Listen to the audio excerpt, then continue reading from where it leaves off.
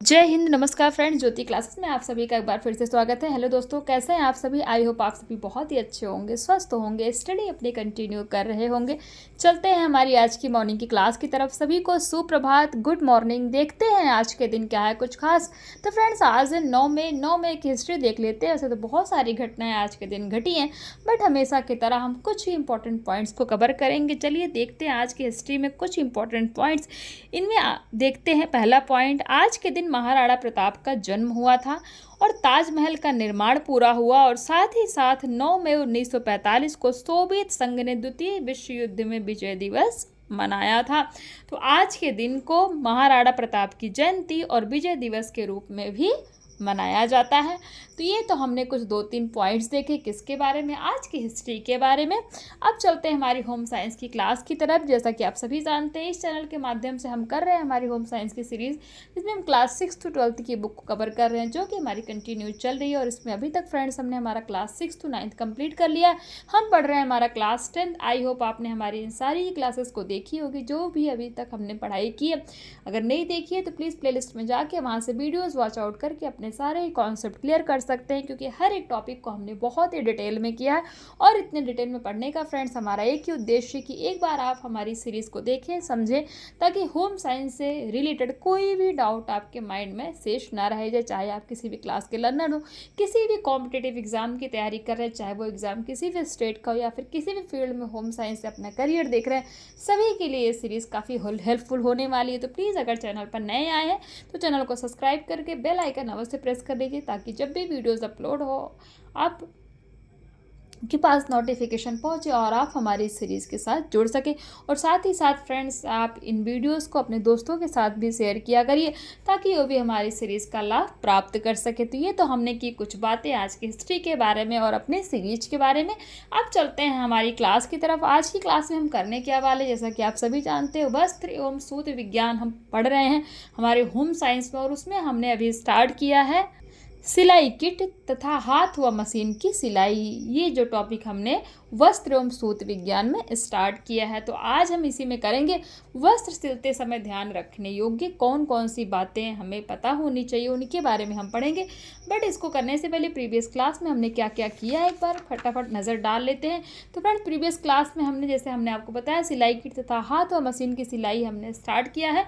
इसमें हमने देखा था घर में सिलाई करने के लाभ कौन कौन से होते हैं, सिलाई किट, सिलाई के लिए आवश्यक सामग्री, जैसे हमने फीता देखा था, स्क्वायर देखा था, कैंचियाँ देखी थी, मिल्टन चौक देखा था।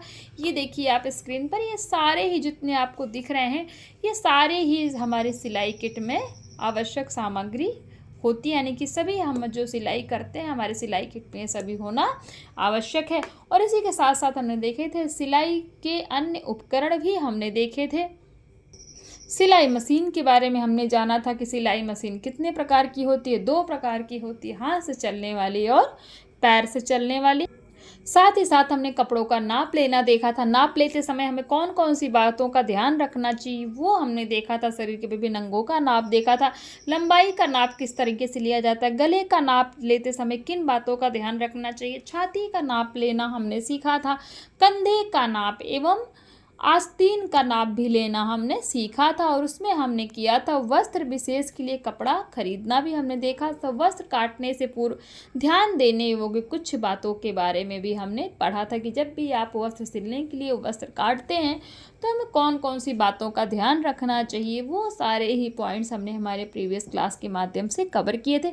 ये थी हमारी प्रीवियस क्लास। आई होप आपने इस क्लास को देखा होगा, नहीं देखा है तो प्लेलिस्ट में जाइए, वहाँ पे इसलिए आपको एक क्लास प्रोवाइड कराई गई, वहाँ से आप अपने कॉन्सेप्ट को क्लियर कर सकते हैं। तो अब चलते हैं हमारी आज की क्लास की तरफ, जिसमें हम करने वाले हैं वस्त्र सिलते समय ध्यान रखने योग्य बातें। नंबर 1 है, सर्वप्रथम काटे गए वस्त्र के सभी निश्चित भागों की सही से जांच कर लेनी चाहिए तथा यह निश्चित कर लेना चाहिए कि कौन सा भाग कहाँ जोड़ा जाएगा। नंबर 2 में, धागा कपड़े के रंग के अनुसार मजबूत व पक्के रंग का होना चाहिए। कच्चा होने पर धागा बार बार टूटता है और सिलाई भी जल्दी उधड़ जाती है। नंबर 3, वस्त्र यदि रेशमी या फिसलने वाला हो तो उसे पहले कच्चा करने के बाद मशीन से सिलना चाहिए। नंबर 4, सिलाई करते समय सदैव सीधा बैठना चाहिए।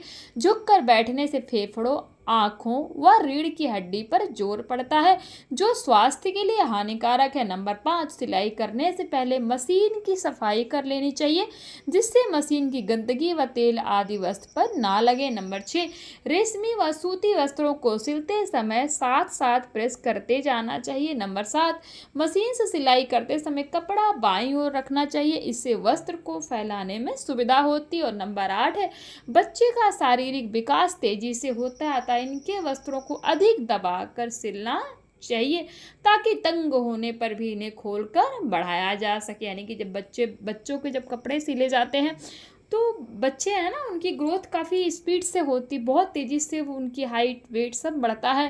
तो इसीलिए जब बच्चों के कपड़े सिलना है तो हमें ध्यान रखना है कि उनको थोड़ा सा दबा कर, यानी कि एक्स्ट्रा कपड़े ले करके सिलाई करना चाहिए, ताकि अगर उनकी हाइट बढ़ रही है, उनका वेट बढ़ रहा है, वो अगर कपड़ा छोटा पड़ रहा है उनको, तो उसको खोल करके बच्चों के नाप का उसको बाद में बनाया जा सके। तो ये तो हमने कुछ पॉइंट्स देखे किसके बारे में, वस्त्र सिलते समय ध्यान रखनी होगी, कौन कौन सी बातें होती हैं उनके बारे में हमने देखा। अब कुछ फटाफट क्वेश्चन देख लेते हैं। नंबर 1 है, वस्त्रों का नाप लेना क्यों आवश्यक है, बताइए क्यों आवश्यक है।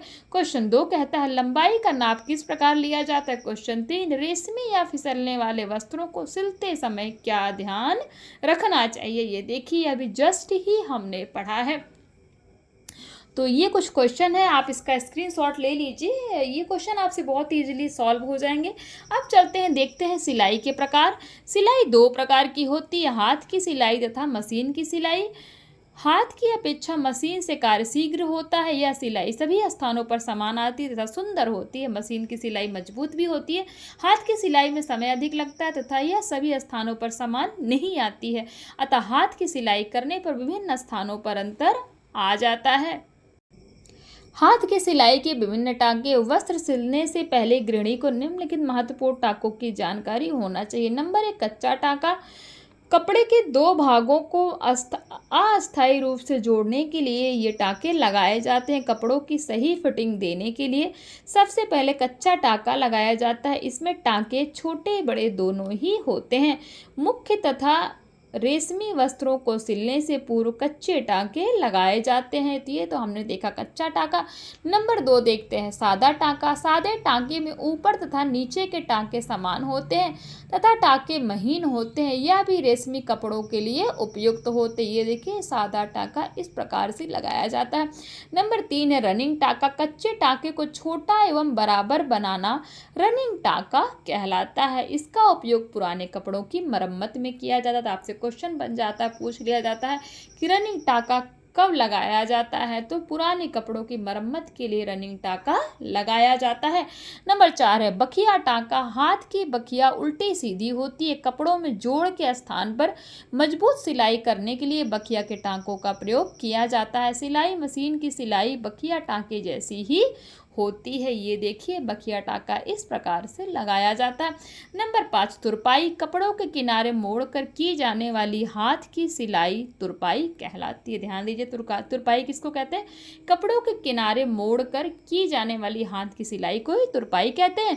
तुरपाई केवल हाथ से ही की जा सकती है। तुरपाई से किनारे मजबूत रहते हैं तथा कपड़ों से धागे नहीं निकलते। मुख्य रूप से कुर्ते और ब्लाउज के गले तथा आस्तीन के नीचे आदि पर तुरपाई की जाती है। तुरपाई में महीन सुई का प्रयोग होता है, क्योंकि महीन सुई से तुरपाई बारीक होती है। देखिए इस प्रकार से तुरपाई किया जाता है। तो आई होप आपने ये समझा होगा कि हाथ की सिलाई के विभिन्न टाँके हमने क्या क्या देखे। हाथ की सिलाई के विभिन्न टाँकों में नंबर 1 देखा कच्चा टाँका, नंबर 2 सादा टाँका, नंबर 3 रनिंग टाँका, नंबर 4 बखिया टाँका, नंबर 5 तुरपाई।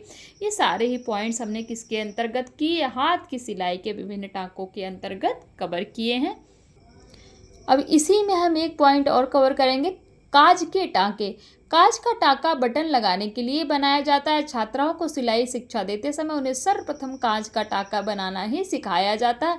यह दोहरी पट्टी पर बनाया जाता है। काज के लिए पहले पट्टी पर कैंची की सहायता से काज बनाते हैं, तत्पश्चात ऊपरी सिरे से सुई द्वारा कपड़े को थोड़ा थोड़ा लेकर टाँके बनाए जाते हैं। ये टाँके पास पास बनाए जाते हैं। टाँके की शुरुआत जिस सिरे से होती है वापस वहीं आकर समाप्त हो जाती है, जिसे गांठ लगाकर जोड़ दिया जाता है। तो ये तो हमने देखा क्या कांच के टाँके किस प्रकार से बनाए जाते हैं। ये देखिए कांच के टाँके किस तरीके से ये लगाए जा रहे हैं। नंबर 7 है सम्मिलित टाँके। ये टाँके अत्यंत मजबूत तथा मिले जुले होते हैं। नंबर 8 है नेपची टाँके। यह कच्चे टाँके के समान होता है, किंतु इसमें दोनों ओर बराबर टाँके आते हैं। नंबर 2 पसच के टाँके। कपड़े के किनारे को बराबर रखने के लिए इन टाँकों का प्रयोग होता है। इन टाँकों का उपयोग दो कपड़ों को जोड़ने के लिए भी किया जाता है। तो ये देखिए पसच के टाँके। आपसे क्वेश्चन बन जाता है कि पसच के टाँके का प्रयोग क्यों किया जाता है। तो पसच के टाँके का प्रयोग दो कपड़ों को जोड़ने के लिए किया जाता है। आपको मेरी आवाज़ शायद नहीं आ रही होगी, क्योंकि थोड़ा सा मुझे ऐसा फील हुआ, बट अभी आ रही है। तो ये हमने देखे कुछ प्रकार के, क्या देखे हमने, हाथ की सिलाई के विभिन्न टाँके हमने देखे, जिसमें हमने टोटली 9 पॉइंट कवर किए हैं। अब देख लेते हैं विभिन्न वस्त्रों की सिलाई किस प्रकार से की जाती है। ये आप देख सकते हैं बेबी फ्रॉक बनाना, कपड़ा लेने की विधि, बेबी फ्रॉक का नाप।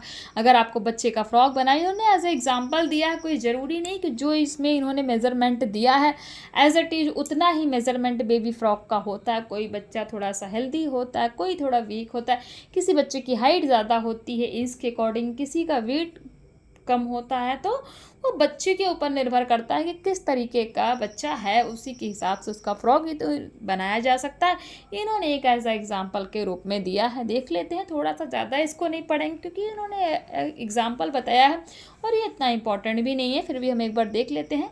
बेबी फ्रॉक बनाना, कपड़ा लेने की विधि, चोली की लंबाई प्लस घेर की लंबाई प्लस आस्तीन की लंबाई बराबर 1 मीटर कपड़ा, यानी कि 90 सेंटीमीटर पने का कपड़ा होना चाहिए। बेबी फ्रॉक का नाप, चेस्ट छाती 46 सेंटीमीटर, घेर की लंबाई 22 सेंटीमीटर, कुल लंबाई 36 सेंटीमीटर, घेर की चौड़ाई 90 सेंटीमीटर। तो जो इन्होंने, मैंने आपको क्या बोला, जो इन्होंने मेज़रमेंट दिया है ज़रूरी नहीं है कि एज इट इज़ मेजरमेंट ये आए, इसीलिए इस तरह के क्वेश्चंस एग्ज़ाम में ज़्यादा बनते भी नहीं, बहुत रेयरली आते हैं, वैसे आते ही नहीं, क्योंकि इसमें जो भी हमें पढ़ाया जाता है कुछ एग्जैक्ट नहीं होता है। एज ए एग्जाम्पल के रूप में आपको कुछ उदाहरण दिए जाते हैं। तो बेबी फ्रॉक आप देख लीजिए किस तरीके से बनाया जाता है। घेर का नाप, कफ वाली आस्तीन का नाप, लंबाई 12 सेंटीमीटर या इच्छानुसार, चौड़ाई 20 सेंटीमीटर, मोहरी 20 सेंटीमीटर, 1 से 3 यानी कि बराबर 12 सेंटीमीटर, 2 से 4, 1 से 3 सेंटीमीटर। तो ये देख लीजिए कप वाली आस्तीन का नाप। सिलाई करने की विधि कि किस तरीके से आप बनाएंगे। सर्वप्रथम चोली के कंधों को जोड़ना चाहिए, ये देखिए इंपॉर्टेंट है। इसके बाद किनारों से सिलकर आस्तीनों की चुन्नट डालकर 20 सेंटीमीटर लंबाई की पाइपिंग लगानी चाहिए। ये देखिए इस तरीके से दिख रहा है ना आपको। पॉइंट 3 है, इसके बाद में आस्तीनों के कंधों के पास भी चुन्नटें डालकर आस्तीनों को चोली के साथ जोड़ देना चाहिए। घेर को पीछे से पूरा खुला रखें। घेर के दोनों किनारे सिलकर घेर में चुन्नट डालकर चोली के साथ जोड़ देना चाहिए। पीछे गले से लेकर नीचे घेर तक बटन वाली पट्टियां लगानी चाहिए। घेर के नीचे से मोड़कर तुरपाई करें। अंत में गले में पाइप पिन लगाकर तुरपाई करें। तो ये तो हमने देखा किसके बारे में, किस तरीके से बेबी फ्रॉक बनाई जाती है, तो ये हमने देख लिया है। अब चलते हैं नेक्स्ट, जो दूसरा है हमारा में बनाना सिखाया जा रहा है पायजामा जो है बनाना। तो वयस्क पुरुषों के पायजामे में 90 सेंटीमीटर पने का यानी कि 2 सही 1/2 मीटर कपड़ा लगता है। कपड़ा लेने की विधि, लंबाई का 2 गुना प्लस नेफे के मोड़ प्लस मोहरी का मोड़। पायजामे का नाप, लंबाई 102 सेंटीमीटर, चौड़ाई 46 सेंटीमीटर, मोहरी 38 सेंटीमीटर, 1 से 2 तक लंबाई यानी कि 1 से 2 सेंटीमीटर की लंबाई। तो ये देख लीजिए पायजामे का नाप इस प्रकार से लिया जाता है। म्यानी का नाप किस तरीके से आप ले सकते हैं, 1 से 2 म्यानी की नाप यानी कि 26 सेंटीमीटर, 3 से 4 बराबर 1 से 2, इस तरीके से म्यानी का नाप ले सकते हैं। सिलाई करने की विधि, पायजामा किस तरीके से सिला जाता है ये इंपॉर्टेंट, इसको हम देख लेते हैं। सर्वप्रथम म्यानी को बीच से जोड़कर पायजामे के आसन वाले भाग को साथ सिलना चाहिए। इसके बाद दोनों टांगों वाले भाग सिलकर मोहरी मोड़नी चाहिए। अंत में नेफा मोड़ कर सिलाई कर देनी चाहिए। देखिए कितना इजी तो इस तरह से पैजामा सिला जाता है। बच्चों के लिए पायजामा बनाना, वो भी इन्होंने एक मतलब मेजरमेंट बताया है, कोई ये कंपल्सरी नहीं, जैसा हमने आपको पहले ही बताया कि एज इट इज़ हो। लंबाई 50 सेंटीमीटर, चौड़ाई 45 सेंटीमीटर और मोहरी कितना होना चाहिए, 32 सेंटीमीटर। पायजामे का ड्राफ्ट देख लीजिए किस प्रकार से तैयार किया जाता है। तो 1 से 2 यानी कि 58 सेंटीमीटर, 3 से 4 साल के बच्चे के लिए 1 से 2 और 1 से 3 बराबर 2, 1 से 3 इज इक्वल टू 2 से 225 सेंटीमीटर चौड़ाई का कपड़ा लेना चाहिए। ये बच्चों की एज दे रखी है, उसके अकॉर्डिंग कपड़ा इन्होंने बता रखा है। तो ये देख लीजिए। सिलाई करने की विधि देख लीजिए किस तरीके से बच्चे का पायजामा बनाया जाता है। वो वैसे ही बनाया जाता है जैसे कि पुरुषों का बनाया जाता है। पायजामे के आसन के भागों को जोड़कर दोनों पैर वाले भाग क्या करने चाहिए, सिलने चाहिए। पैरों को जोड़ने के बाद मोरी के कपड़ों को मोड़कर तुरपाई करनी चाहिए। अंत में नेफे वाले भाग को मोड़कर सिल दे, पायजामा तैयार हो गया। जैसे हमने देखा ना पुरुषों के लिए, वैसे ही बच्चों के लिए पायजामा बनाया। पेटीकोट बनाना, कलीदार पेटीकोट किस तरीके से बनाया जाता है। तो पेटीकोट सादा व कलीदार कई प्रकार से बनाया जाता है। नीचे घेर में डिजाइन डालकर नीचे झालर लगाकर भी पेटीकोट बनाए जाते हैं। 4 कलियों वाली पेटीकोट में 90 सेंटीमीटर पने का 2 मीटर कपड़ा लगता है। कपड़ा लेने की विधि, लंबाई का 2 गुना प्लस 13 सेंटीमीटर नेफे के लिए 17 से 20 वर्ष की लड़की के पेटीकोट का नाप कितना होना चाहिए। तो लंबाई 90 सेंटीमीटर, कमर 70 सेंटीमीटर, घेर एक ओर का कितना होना चाहिए, 90 सेंटीमीटर। और ये देख लीजिए इस तरीके से बनाया जाता है। आपको ये स्क्रीन पर दिख रहा होगा, आप चाहे इसका स्क्रीनशॉट ले लें, इसमें ज़्यादा टाइम वेस्ट करने का कोई मीनिंग नहीं है। हम चलते हैं आगे की तरफ। कमर की पेटी, ये देख लीजिए सिलाई करने की विधि किस तरीके से होनी चाहिए। चारों कलियों के कमर के भाग एक ओर तथा घेर के भाग एक ओर करके कली का एक सीधा भाग और दूसरा तिरछा भाग लेकर सिलाई करना चाहिए। कली के कमर वाले भाग पर प्लेटें डालकर बेल्ट लगा देनी चाहिए। बेल्ट लगाने से पहले उसके दोनों ओर के किनारे 1 से 2, 3, 4 की ओर 1 सेंटीमीटर अंदर की ओर मोड़कर सिलाई कर देनी चाहिए। तो कमर के पेटी किस तरीके से बनाई जाती है आप देख सकते हैं। नंबर 5 है कुर्ता बनाना। कुर्ता फैशन हो, अपनी इच्छा के अनुरूप ढीला और टाइट फिटिंग दोनों तरह बनाया जा सकता है। कुर्ता बनाने के लिए लंबाई, चेस्ट, हिप, घेर, तीरा, कमर, गला तथा आस्तीन आदि के नापों की आवश्यकता होती। कपड़ा लेने की विधि देख लीजिए। अनुमानित नाप, ये देखिए ड्राफ्ट का विवरण आप ये देख सकते हैं। इसका स्क्रीनशॉट ले लीजिए फ्रेंड, क्योंकि कुछ बताने का इसमें विशेष फ़ायदा नहीं है। यदि कपड़ा 81 से 102 सेंटीमीटर अर्ज का हो तो कुर्ते के लिए आवश्यक कपड़ा होगा कुर्ते की लंबाई प्लस बाजू की एक लंबाई। देख लीजिए अनुमानित नाप इन्होंने बताया। लंबाई 80 सेंटीमीटर, छाती 90 सेंटीमीटर है, तो बाह आस्तीन लंबाई 60 सेंटीमीटर। ड्राफ्ट का विवरण एक बार आप देख लीजिए, इसका स्क्रीनशॉट ले लीजिए। और हाँ, अगर फिर भी आपको इसमें कुछ समझना हो तो प्लीज़ बताइए कमेंट करके, मैं ये पूरा आपको समझाने का पूरा प्रयास करूँगी। मैं इसलिए इस पर ज़्यादा टाइम नहीं वेस्ट कर रही हूँ, ज़्यादा आपको मैं इसको बता नहीं रही हूँ, क्योंकि फ्रेंड्स ये एग्ज़ाम्स में नहीं आते हैं, ये प्रैक्टिकल। ये तो हम तो अब थ्योरी पढ़ रहे हैं ना, जब आप इसको प्रैक्टिकली करोगे तब आपको ये ज़्यादा अच्छे समझ में आएगा। इसीलिए बोल के समझाने में आपके कुछ भी दिमाग में नहीं घुसेगा, इसीलिए इसमें टाइम वेस्ट करने का कोई मीनिंग नहीं निकलता। आप समझ सकते हैं, ये प्रैक्टिकली करने वाली चीज़ है। तो ये देख लीजिए इस तरीके से होना चाहिए। और नेक्स्ट था हमारा, क्या था, बाह का नाप, सिलाई करने की विधि आप देख लीजिए इस तरीके से करना है। कुछ क्वेश्चन देख लीजिए। कांच के टाकों का उपयोग कहाँ होता है। वयस्क व्यक्ति के पायजामे में कितना कपड़ा लगता है। 4 कलियों वाले पेटीकोट में कितना कपड़ा लगता है। पायजामा की मोहरी किस टाके का प्रयोग होता है, यानी कि पायजामा की मोहरी बनाने में किस टाके का प्रयोग होता है। क्वेश्चन 5 कहता है कुर्ता बनाने के लिए कितना कपड़ा लगता है। तो ये देख लीजिए, ये कुछ क्वेश्चन है, आप इनका स्क्रीनशॉट ले लीजिए। प्लीज़ फ्रेंड्स को सॉल्व करने की कोशिश किया करिए। मैं आपसे बार बार बोलती हूँ, जो भी क्वेश्चंस आते हैं आप उनको सॉल्व करने का पूरा प्रयास किया करिए, क्योंकि जब भी क्वेश्चंस आप देखेंगे और उनको सॉल्व करेंगे तभी आपको समझ में आएगा। विदाउट क्वेश्चन सॉल्व किए आपसे एक भी टॉपिक आपके माइंड में फीड नहीं होगा। तो ये इसी के साथ हमारा ये चैप्टर ख़त्म होता है। और ये देख लीजिए हमारी नेक्स्ट क्लास में हम करेंगे इसी से रिलेटेड कुछ क्वेश्चन आंसर्स की प्रैक्टिस। आई होप आज की क्लास आपको समझ में आई हो, कॉन्सेप्ट क्लियर हुआ हो। ये जो हमने प्रैक्टिकल वाली बात कही आपको, सिलाई करने की विधि हमने जो हमारा मेन था वो हमने देख लिया। पायजामे के लिए कितना कपड़ा होना चाहिए, पेटीकोट कलीदार बनाने के लिए कितना कपड़ा होना चाहिए, सब हमने पढ़ा। तो वही इम्पॉर्टेंट है, बाकी इन्होंने एज अ एग्जाम्पल के तौर पे दे रखा है, कुछ इसमें एग्जैक्ट नहीं होता, ये प्रैक्टिकली है। मैं बार बार बोल रही हूँ, नहीं तो आप बोलेंगे कि ये तो आपने समझाया नहीं, ये समझाया नहीं। फिर भी अगर आप कहेंगे तो कमेंट करिए, अपनी इच्छा प्रकट कीजिए, हम इसको भी समझाने का प्रयास करेंगे। और मैं समझाऊंगी तो ऐसा नहीं है, कोशिश करूँगी आपको समझ में भी आएगा। बट फ्रेंड्स ये प्रैक्टिकली है, जो भी होम साइंस पढ़ रहे हैं, अगर आप क्लासेस अटेंड करते हैं, किसी भी क्लास के लर्नर्स हैं, किसी भी एग्ज़ाम की तैयारी कर रहे हैं, तो आपको पता ही है प्रैक्टिकली है, एग्ज़ाम्स में ये पूछे नहीं जाते हैं। फिर भी आप कहेंगे तो मैं ये भी आपको समझाऊंगी। तो आज की क्लास आपको समझ में आई होगी। नेक्स्ट क्लास में हम इसी चैप्टर से रिलेटेड कुछ क्वेश्चन आंसर्स की प्रैक्टिस करेंगे, देन हम चलेंगे हमारे नेक्स्ट टॉपिक की तरफ। तब तक के लिए जय हिंद, नमस्कार। हंसते रहिए, मुस्कुराते रहिए, एक दूसरे की हेल्प करते रहिए। और हाँ, अगर वीडियोस पसंद आ रही हो तो प्लीज़ आते रहते चैनल को सब्सक्राइब करके बेल आइकन प्रेस करके अवश्य जाइए, ताकि आप भी हमारी इस सीरीज़ के साथ जुड़ के हमारे इस सीरीज़ का लाभ प्राप्त कर सकें। धन्यवाद।